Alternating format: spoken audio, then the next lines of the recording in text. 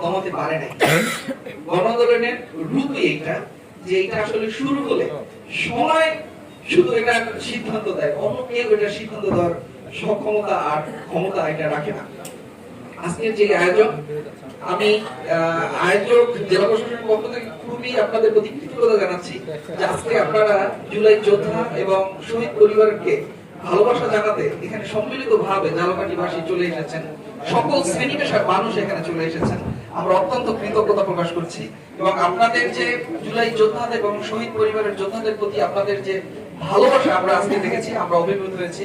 আমি বিশ্বাস করি যারা এখানে জুলাই যোদ্ধারা আছে, শহীদ পরিবার আছে, তারাও অত্যন্ত খুশি হয়েছে, আনন্দ পেয়েছে। জীবন দেয়া আহত যারা হয়েছে তাদের অঙ্গহানির এই ব্যথা হয়তো তারা কিছু ভুলে যাবে যে হ্যাঁ, তাদেরকে মানুষ এখনো ভালোবাসে। প্রত্যেকটা বিপ্লবেরই পরবর্তীতে একটা ভয় থাকে, প্রতি বিপ্লবের।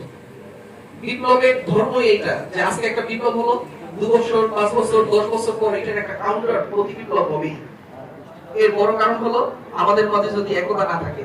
আমাদের বীর মুক্তিযোদ্ধা মন্টু সাহেব বলেছে আমাদের একতাবদ্ধ হওয়ার কিন্তু কোনো বিকল্প নাই। আমরা বিভেদ যত বাড়াবো আমাদের প্রতি বিপ্লবের আশঙ্কা ততই তৈরি হবে। যেই চেতনাকে, যেই বৈষম্যকে দূর করার জন্য আমরা আমাদের ছাত্ররা, সাধারণ মানুষ জীবন দিয়েছে, যদি আমরা সেটা না করি আবার কিন্তু আমরা প্রতি বিপ্লবের সম্মুখীন হব এবং বিপ্লবের চাইতে প্রতি বিপ্লব কিন্তু সবসময় ভয়ানক হয়।